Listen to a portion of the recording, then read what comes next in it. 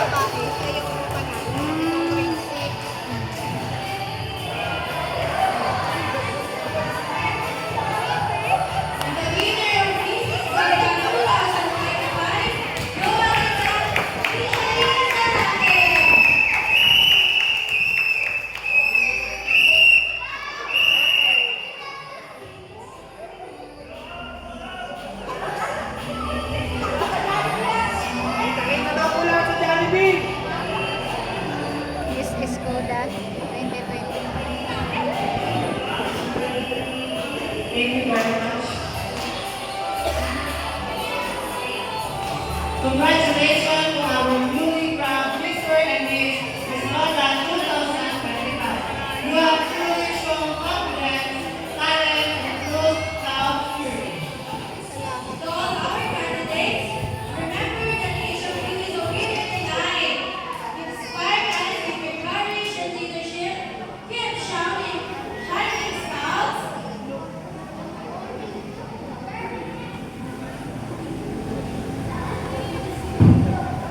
Tonight, we didn't just witness a competition.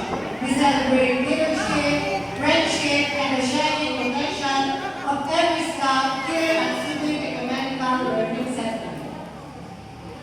And of course,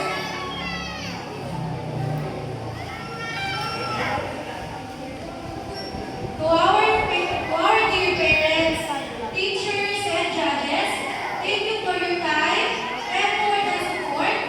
You've made this event a truly meaningful one. And of course, to our scout, wear your smile proudly. Remember that leadership begins with service and great times start with a good heart.